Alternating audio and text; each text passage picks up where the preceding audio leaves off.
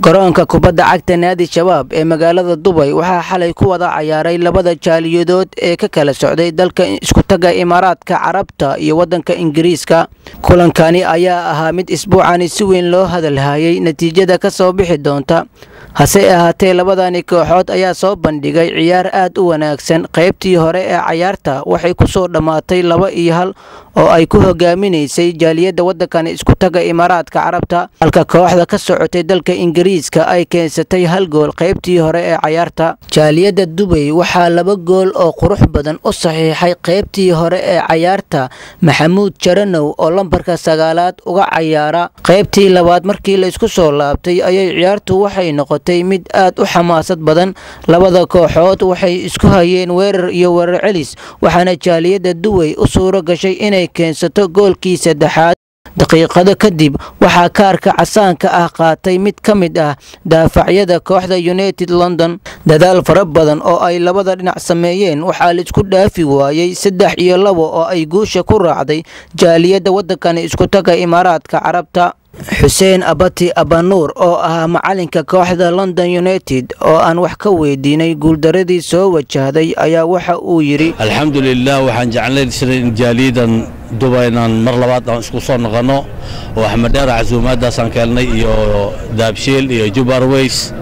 marka kulli caawa ciyaaraha hadaan ka hadlo ciyaar aad iyo aad u fiican ayaa ka dhacay. labada koox kulli maadaama qof la badinayo, maadaama ciyaar oo shacbiga aad u qiirgelinayo ayaa ka dhacay. walow oo macnaha guusha qof la raacayo. alxamdulillaah marka waxa ku dhamaatay 3-2 waa kooxda jaaliyada Dubai ayaa naga guuleysteen. marka alxamdulillaah rabbil caalamiin ciyaar fiican aan ciyaarnay maanta oo la ciyaarnay jaaliyada Dubai. marka waa nagal badiyay marka insha Allah ciyaaraha soo socdo ayaan soo diyaarin doonaa. marka baloonigu waa cad iyo madow waa la iska badiyaa. marka insha Allah ciyaar kale aan soo socdo ciyaartaas aan badin doonaa. marka insha Allah next year way soo diyaarin doonaa. sidoo kalena waxaa goobta ka hadlay Axmed Garaase oo ah gudoomiyaha guddiga isboortiga jaaliyada Soomaaliyeed ee ku dhaqan wadankan isku taga Imaaraadka Carabta. bismillaahir rahmaanir rahiim. horta waxa Ilaahay baa mahad iska leh. nimankan noo yimid oo dhalinyarada waa dhalinyaro Soomaaliyeed, waa ilmahayaga oo kale Dubai dhowr jeer yimaadeen, dhowr jeerna kulamo jiray. caawa laakiin guushu waxay raacday Dubai.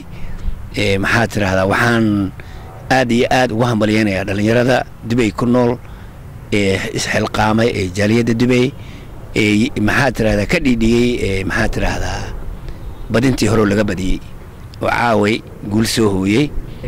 waxaa naga gacan siiyay diyaaradda la yiraahdo Juba Airways iyo Dahabshiil iyo qaar badan oo kale oo ah ganacsatada Soomaaliyeed. ما شاء الله عيار في عنان آد قروح بدنا في السنة ولو أن لقى بدي يدانا هاي لندن. أنا لندن ميسويلنا هاي لكن وتاجر سنة ولا سعود مركا وحن رجينا سنة قدام إن شاء الله إنا كقولي سنة. هذه أول فرح سنة كواحدة نوقت من مقالة لندن أو العيار تجاليد دبي أو عيار آد وناكسنا كدعدي. inkastoo ciyaarta ay ku dhamaatay 3-2 laakiin waxay ahayd ciyaar aad u fiican aad aan ugu riyaaqnay waana fiican tahay markasta in ciyaarahan oo kale la sameeyo. oo macalinka kooxda jaaliyada Dubai macalin Caamir ayaa isagana dareenkiisa ku cabiray guusha caawa ay gaartay kooxdiisa. aad iyo horta assalaamu calaykum waraxmatullaahi wabarakaatu. aad iyo aad aan ugu faraxsanahay inaan badinay. waxaana u hambalnaqayaa dadweynaha ka soo qayb gala Soomaaliyeed jaaliyada khaasan jaaliyada Dubai ku nool.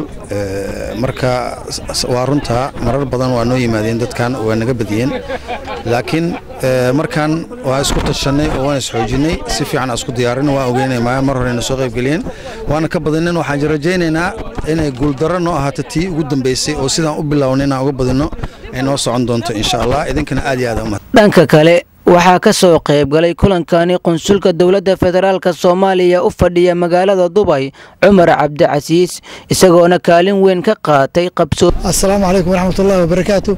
ciyaar aad iyo aad u wanaagsan baalkan ka dhacday. waanu ku faraxsanahay dhalinyarada ka timid isku taga dalka Ingiriiska ee raaliyaada oo la ciyaaray isku taga Imaaraadka Carabta. ciyaartii oo ku dhamaatay 3-2 dee guushuun qoloon bay raaci lahayd laakiin ciyaar aad loogu raaxaysto wanaagsan oo qurux badan waxaanu leenahay insha Allah shidda xeelkum marka dambe insha Allah idinka guuleysan doona Cabduqaadir Axmed Sheekh warbaahinta qaranka Soomaaliyeed magaalada Dubai